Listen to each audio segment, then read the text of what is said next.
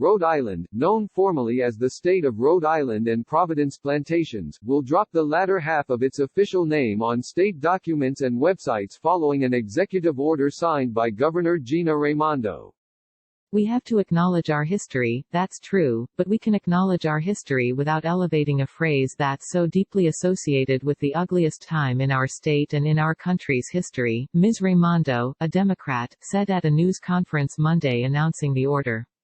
Rhode Island, one of the original 13 colonies, traces its history back to Providence Plantations, founded by Roger Williams in 1636.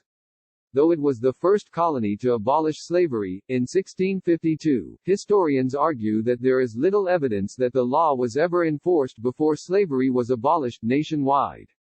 Though the word plantation can refer to a settlement or a large group of cultivated plants or trees, the governor and others in support of the change say that the connotations of slavery were unavoidable. The state's removal of the reference comes at a time of nationwide protests over systemic racism following the death of George Floyd at the hands of a Minneapolis police officer. We can't ignore the image conjured by the word plantation, Ms. Raimondo said. We can't ignore how painful that is for Black Rhode Islanders to see that and have to see that as part of their state's name. It's demoralizing. It's a slap in the face. It's painful. Under the executive order, the phrase, and Providence Plantations, will be removed from the administration's communications, orders and citations from the governor's office, executive branch agency websites, official correspondence and state employee pay stubs and paychecks.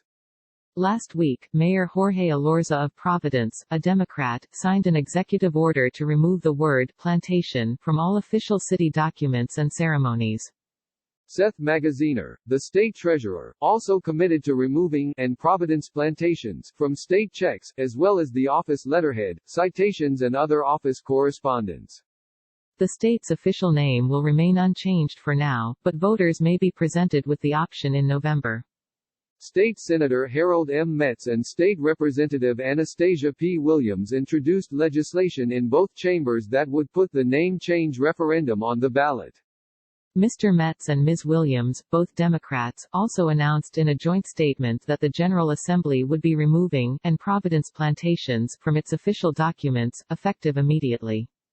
The word, plantations, conjures extremely painful images for many Rhode Islanders, Mr. Metz said in a statement. Whatever the history of the term is in Rhode Island, it is an unnecessary and painful reminder of our nation's racist past. Plantations brings to mind the inhuman and degrading treatment of the African Americans, slave sales that tore families apart, rapes and lynchings, he continued. It is a hurtful term to so many of us. This isn't the first time Rhode Island's official name has come under scrutiny. In 2010, a question about replacing the state of Rhode Island and Providence Plantations with simply Rhode Island appeared on the ballot, but was rejected by 78% of voters. State Senator Elaine J. Morgan, a Republican, said that she supported putting the name change referendum on November's ballot, but questioned the costs of replacing already printed stationery and checks. We are facing a historic deficit, Ms. Morgan said in a statement. I would like to see a fiscal note that explains just how much making this change immediately is costing Rhode Island taxpayers.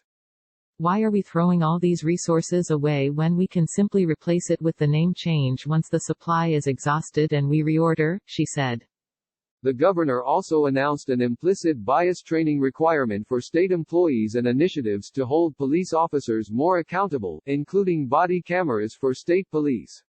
She called these actions the first steps toward racial equity.